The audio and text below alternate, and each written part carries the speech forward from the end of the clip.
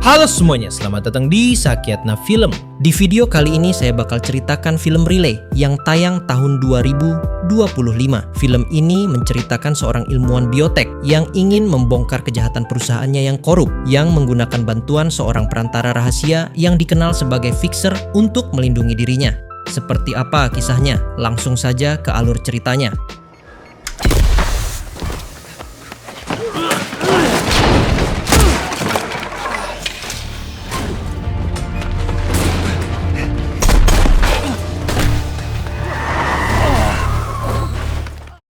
Film dibuka dengan penampakan seorang pria bernama Joko yang berjalan memasuki sebuah restoran. Tak lama kemudian, CEO Optimo Pharmaceuticals tiba untuk menemuinya, seorang pria yang bahkan tidak mengenali Joko. Sang CEO datang untuk mengambil sebuah laporan darinya.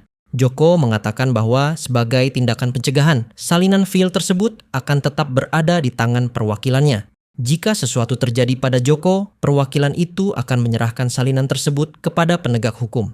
Mereka berdua lalu berfoto bersama. That copy goes to law enforcement. I know. CEO itu pergi membawa laporan itu dan Joko pun segera menyusul keluar. Namun saat dalam perjalanan, Joko diikuti oleh seseorang. Sampai akhirnya Joko memasuki sebuah kereta.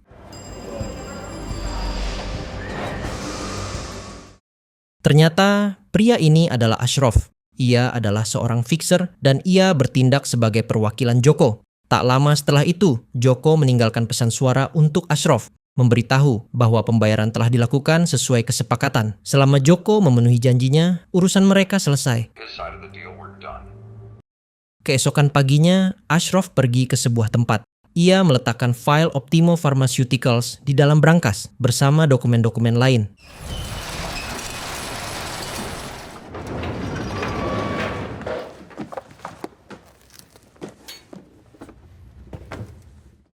Kemudian adegan beralih ke seorang bernama Ayu. Ia sedang dibuntuti oleh seorang pria bernama Sutrisno. Ayu menceritakan kepada seorang pengacara bahwa ia dulunya bekerja di tim pengembang gandum hasil modifikasi genetik. Saat melakukan penelitian, ia menemukan laporan keamanan pangan yang mengungkap efek samping dari gandum mereka.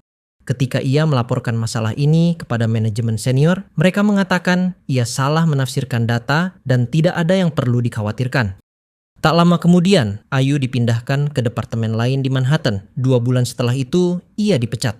Kini, mantan perusahaannya mengintimidasinya. Orang-orang dari perusahaan tersebut mengikutinya karena Ayu menyimpan salinan laporan keamanan pangan sebagai bukti. Namun sekarang, ia hanya ingin mengembalikannya secara diam-diam demi keselamatannya. Pengacara itu memberikan sebuah nomor dan mengatakan bahwa orang-orang ini bisa membantu. Sang pengacara sendiri tidak tahu siapa di balik nomor itu. Ketika Ayu sampai di rumah, ia mendapati mobilnya sudah dibakar. Keesokan harinya, ia pindah ke hotel dan menelepon nomor itu. Kembali ke Ashraf, ia sedang berada di sesi terapi kelompok dan setelah sampai di rumah, ia memeriksa pesan suaranya. Pesan itu dari Ayu yang menjelaskan situasinya. Setelah mendengarkan, Ashraf mencari tahu segala hal tentang Ayu, riwayat pekerjaannya, media sosialnya, semuanya. My name is Sarah Grant. I was a scientist working at a biotech company, Cybos Jimenez. I'm in possession of materials which are evidence of an unlawful cover-up. I was going to go public, but I changed my mind. Ia menelepon balik melalui layanan telekomunikasi yang disebut dengan relay yang khusus dibuat untuk orang tuli. Ashraf akan mengetik apa yang ingin ia sampaikan dan layanan relay akan membacakannya kepada Ayu. Apapun yang Ayu katakan akan diketik kembali untuk Ashraf dan seluruh percakapan itu bersifat rahasia. Setelah diinterogasi, Ayu menjelaskan efek samping dari gandum itu. Pada beberapa orang, gandum itu menyebabkan reaksi alergi parah. Sementara pada orang lain ada kaitannya dengan kanker. Perusahaannya berencana meluncurkan gandum ini secara besar-besaran di seluruh dunia, yang berarti ribuan orang bisa mengonsumsi gandum ini. Thousands of people will be affected, but without the information I have, it will be impossible to. Ayu sebenarnya ingin mempublikasikan semua ini. Ia menolak tawaran uang tunai dari perusahaan agar tutup mulut. Tetapi sekarang ia merasa terintimidasi dan takut. Di luar hotelnya, sebuah van terparkir untuk mengawasi pergerakan Neng Ayu. Ashraf memperingatkan Ayu bahwa panggilannya kemungkinan besar sedang disadap. Di dalam van itu, tim Sutrisno memang sedang menyadap panggilannya. I think they're watching me. Kemudian mereka melacak panggilan relay itu, lalu ke kantor layanan relay untuk menggeledah. Namun, layanan relay memiliki aturan ketat. Apapun yang terjadi, semua panggilan harus tetap rahasia. Layanan itu tidak menyimpan catatan panggilan apapun. Keesokan harinya, mengikuti instruksi Ashraf, Ayu pergi ke tempat umum dan mengaktifkan nomor telepon baru. Ia memberitahu Ashraf bahwa perusahaannya akan diakuisisi. Jika informasi ini bocor ke publik, akuisisi itu akan batal. Ashraf memberitahunya bahwa ia akan membantu mengembalikan dokumen-dokumen itu, tetapi ia membutuhkan uang muka sebesar $50,000. We can help you return the documents whilst maintaining leverage to protect you. We require a $50,000 deposit upfront. This will be returned to you from money we recovered during the negotiation process. Ia berjanji uang itu akan dikembalikan dari dana yang mereka peroleh selama proses negosiasi. Ashraf menjelaskan bahwa dalam beberapa hari ke depan, Ayu harus mengikuti serangkaian instruksi yang tidak biasa. Mulai sekarang, sebelum setiap percakapan, mereka akan menggunakan kode sandi. We will say credit or debit, you will say check. Understood? Understood. Ia menandai 2 ponsel dengan selotip berwarna berbeda, menyiapkan beberapa dokumen cetak, dan mengirimkannya ke Ayu.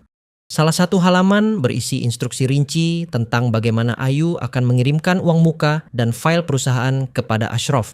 Ashraf menyuruh Ayu mengambil penerbangan jam 10:05 pagi dari Newark ke Pittsburgh keesokan harinya, lalu penerbangan jam 11:50 pagi ke Atlanta. Ia memperingatkannya untuk tidak membawa ponsel pribadinya. Ia harus bepergian dengan file, semua uang tunai, dan ponsel dengan selotip merah. Ingat, katanya, jangan buka ponsel itu sampai kamu berada di gerbang Pittsburgh. Credit or debit? Check.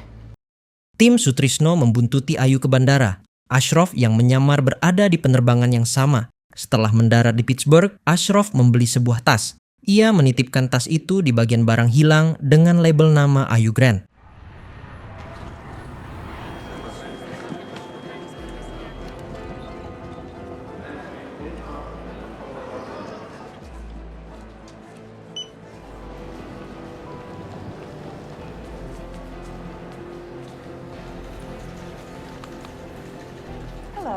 I found this bag. It says Sarah Grant.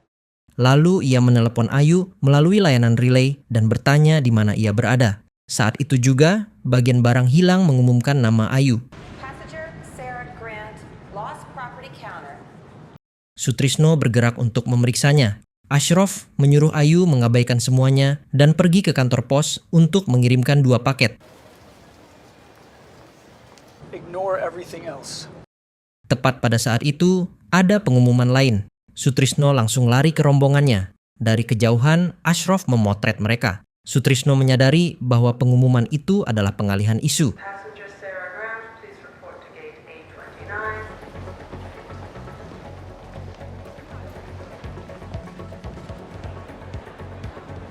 Where's she? No show. We made. Ross, salah satu orang Sutrisno, mengawasi Ayu mengirimkan paket-paket itu.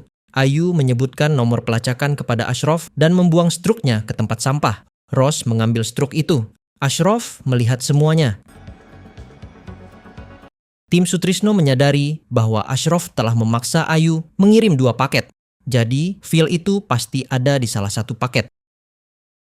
Ashraf memastikan kepada Ayu bahwa ia telah mengirimkan semuanya dan tidak memiliki salinan lagi. Kemudian Ashraf menjelaskan rencana mereka. Setelah paket itu sampai padanya, mereka akan membuat kesepakatan. Setelah itu, Ayu akan bertemu dengan CEO dan menyerahkan file itu kembali sendirian. Ayu bertanya apakah Ashraf akan ada di sana. Ia menjawab bahwa Ayu tidak akan pernah bertemu mereka. Mereka hanyalah perantara. Mereka akan mengembalikan file asli dan menyimpan salinan sebagai jaminan. And you'll be there. You will never meet us. We are not bodyguards, we are intermediaries. Seorang anggota tim Sutrisno, Ryan, tiba di kantor pos Oklahoma dan memasang kamera.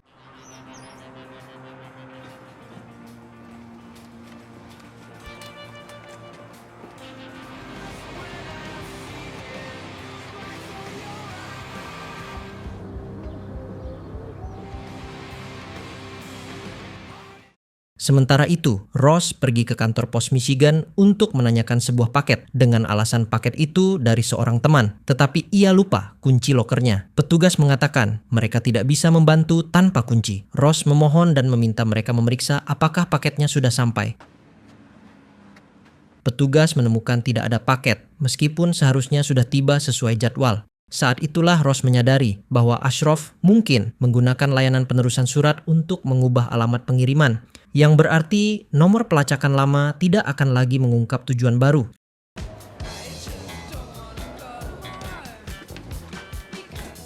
Ashraf mengambil paket itu dari kantor pos lainnya. Di dalam paket itu terdapat semua uang tunai dan file lengkap. Ashraf kemudian mengirim pesan kepada CEO mantan perusahaan Ayu. Ia mengatakan ia memiliki file setebal 311 halaman. Jika mereka setuju untuk tidak mengganggu kliennya, ia akan mengembalikan file itu. Ashraf mengawasi Ayu dari kejauhan, berdiri di seberang jalan di gedung lain. Kemudian ia menaruh sebuah ponsel di van Sutrisno. Tak lama kemudian ponsel itu berdering.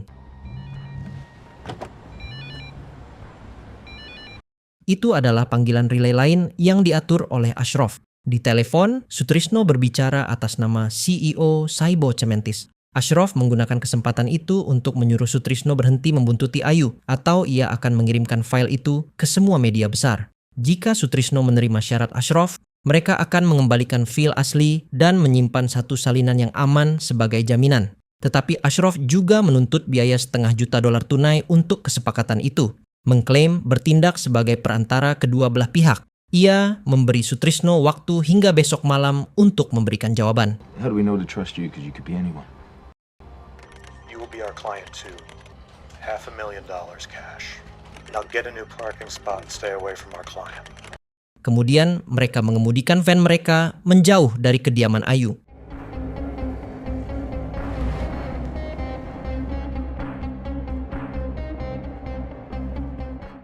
Neng Ayu menelepon Ashraf untuk mengucapkan terima kasih. Ashraf menguraikan langkah selanjutnya. Setelah serah terima, ia harus meninggalkan area itu selama beberapa hari sebagai tindakan pencegahan. Ayu bertanya apakah ia bisa menghabiskan sedikit waktu di luar hotel terlebih dahulu.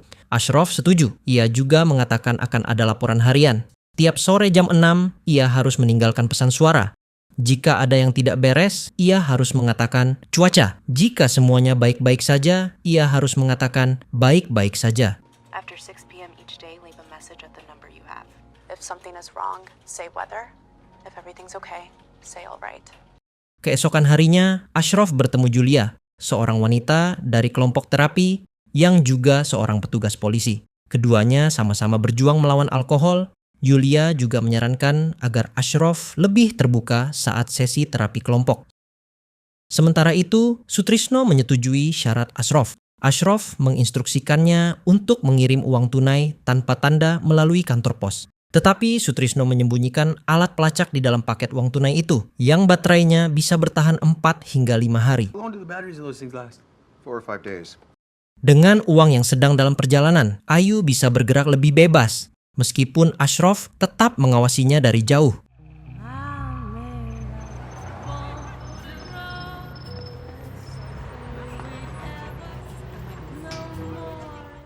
Saat itu Ashraf menyarankan sebuah album musik. Ayu membelinya dan memutarkannya. Kedekatan kecil dari sebuah lagu membuat Ashraf tertarik kepadanya. Ia mulai memeriksa media sosial Ayu. Suatu hari, Ayu melewatkan pesan harian mereka. Ashraf menelepon kembali. Dalam panggilan itu, ia berpura-pura menggunakan layanan relay. Ashraf tetap memperingatkan agar komunikasi mereka dijaga seminimal mungkin.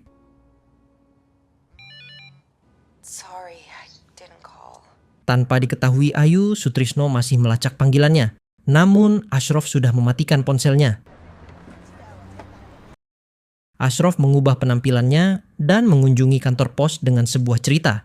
Ia memberitahu mereka bahwa ia memiliki kotak surat di California. Tetapi karena ia akan pergi bekerja di Eropa, ia ingin semua paketnya diteruskan ke kotak surat sepupunya yang bernama Ayu. Ia meminta mereka mengirimkan semuanya melalui pos umum.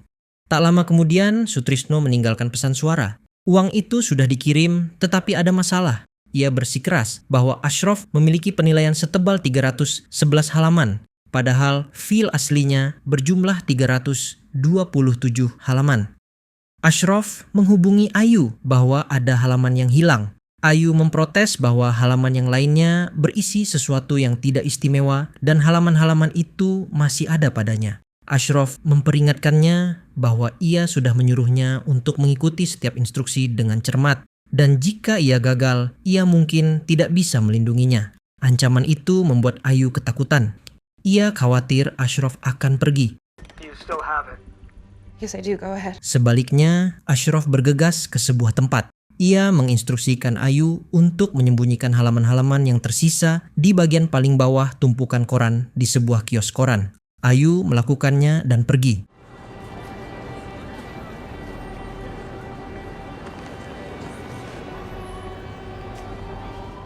Tetapi ketika Ashraf pergi untuk memeriksa tumpukan itu, ia tidak menemukan dokumennya. Sutrisno dan timnya juga ada di sana.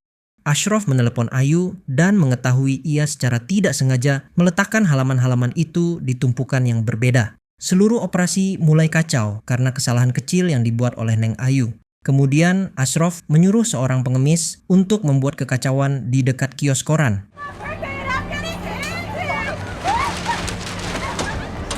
Di tengah kekacauan itu, ia mengambil halaman-halaman yang tersembunyi dari tumpukan yang salah. Sutrisno mengejar pengemis itu, tetapi wanita itu menyerahkan dokumen itu kepada Ashraf sebelum ada yang bisa mencegatnya.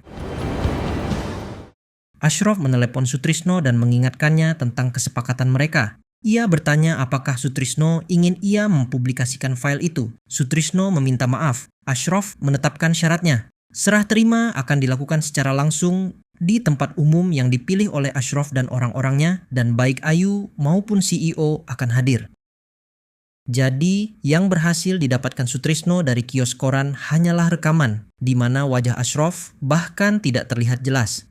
Ashraf memberitahu Ayu bahwa pertukaran akan berlangsung pada hari Kamis. Sampai saat itu, ia harus menelepon setiap hari dan hanya mengucapkan satu kata, cuaca atau baik-baik saja. Sementara itu, baterai pelacak yang tersembunyi di dalam paket uang tunai yang dikirim Sutrisno akhirnya mati. There were no backup batteries. Ashraf menelepon Ayu dan memberitahu bahwa salinan asli file itu telah tiba di kantor pos. Sebuah meja telah dipesan dengan nama Adam di sebuah restoran tempat Ayu dan CEO-nya akan bertemu. Ashraf memberitahu Sutrisno segalanya tentang bagaimana mereka akan melakukan pertukaran.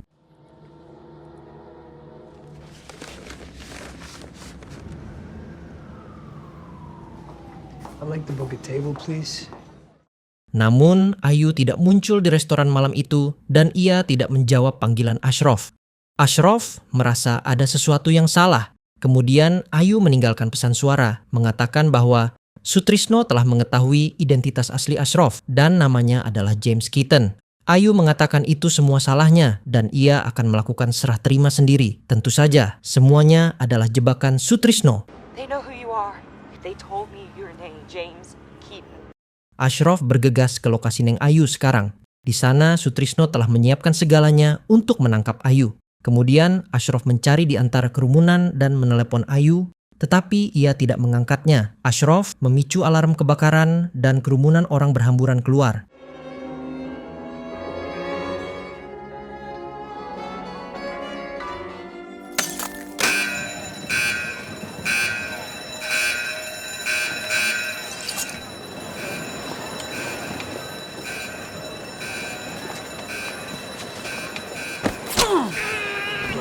Come on. Ashraf mengeluarkan Ayu dari tempat itu dan menjelaskan ia harus pergi dari sana. Ayu bingung. Ashraf terus memberikan instruksi dan Ayu bertanya mengapa ia melakukan semua ini untuknya. Ashraf mengatakan karena itu adalah pekerjaannya. You got a new one waiting for you at the post office. Why'd you do this for me? This is my job. What is your name? Ashraf. Mereka sampai di stasiun kereta. Ayu harus melanjutkan sendirian dari sana. Goodbye. Don't look back. Beberapa saat kemudian, sebuah panggilan masuk. Ternyata Sutrisno menyandra Neng Ayu. Ashraf mengancam akan mempublikasikan dokumen itu, tetapi Sutrisno menawarkan mereka akan pergi bersama Ashraf ke tempat di mana Ashraf menyimpan salinannya. Dan ketika Ashraf mengembalikan salinan itu, Sutrisno akan meninggalkan Ayu. Ashraf sempat ragu dengan tawaran Sutrisno. Karena dilema itu, Ashraf hampir mulai minum lagi. Namun ia tidak melakukannya, tetapi ia meminta bantuan Julia, kemudian menyepakati tawaran Sutrisno. Keesokan paginya, Ashraf menemui tim Sutrisno.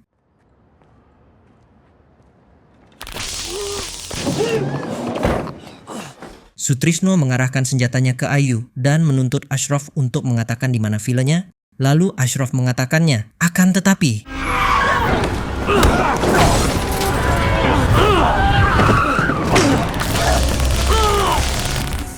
Pada saat itu, kebenarannya terungkap. Neng Ayu sendiri adalah pemimpin tim itu. Semuanya adalah jebakan. Mereka ingin merebut kembali salinan pil Optimo Pharmaceuticals. Semua ini terhubung dengan Joko. Mereka tiba di lokasi. Ruangan itu hanya bisa dibuka dengan kata sandi. Orang-orang Sutrisno melepaskan ikatan tangan Ashraf, tetapi Ashraf melakukan sesuatu.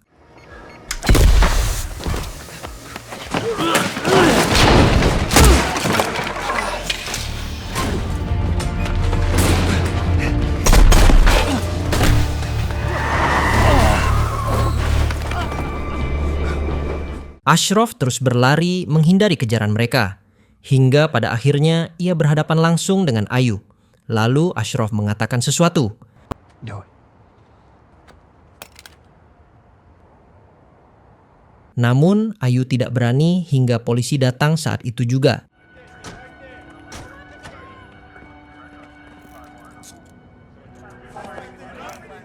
Kemudian Ashraf menjelaskan ke Julia bahwa ia memiliki dokumen Optimo Pharmaceutical yang mengungkap efek samping produk mereka dan bahwa orang-orang ini berusaha mengambilnya darinya.